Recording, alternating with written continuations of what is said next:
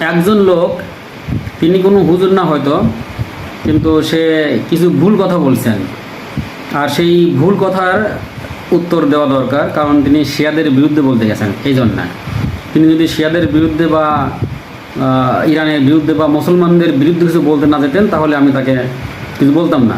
কিন্তু যেহেতু বিষয়টা ইসলামের সাথে জড়িত, সেহেতু আমাকে কিছু বলতেই হবে।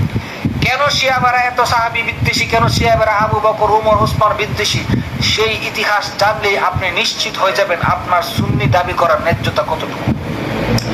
রাসূল সাল্লাল্লাহু আলাইহি সাল্লামের পরবর্তী সময়ে এই হযরত আবু বকরের খিলাফতের আমলেই এই ইরানের সাথে মুসলমানদের একটা দ্বন্দ্ব ছিল, সুন্নাহর প্রতি বিমুখতা ছিল এই ইরানের লোকদের।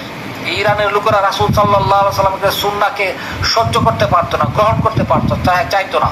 তারা মুসলমানদের দাওয়াতি কাজের বড় বাধা হয়ে দাঁড়াতো ইরানে। তখন আবু বকরের সাথে ইরানে এই নিয়ে বহুমাত্রিক দ্বন্দ্ব হয়েছিল।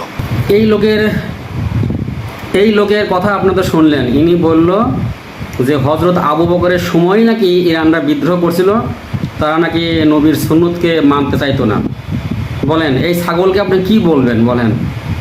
মানে ইরানের বিরুদ্ধে আসলে কত লোক যে কত কথা বলতেছে, আমি আসলে এই তাদের বিরুদ্ধে আবার বলতে বলতে আমি নিজেই আবার হয়রান হয়ে যাচ্ছি। হযরত আবু বকর যখন ইসলামের প্রথম খলিফা হন, তখন তো ইরান বিজয়ী হয় নাই, তখন ইরান কোত্থেকে আসলো? মানে একে কে বোঝাবে এই কথাটা বলেন? এ বলছে ইরানে আবু বকরের সময় ইরান নাকি কোনো সুন্নাহ মানতে চাইতো না।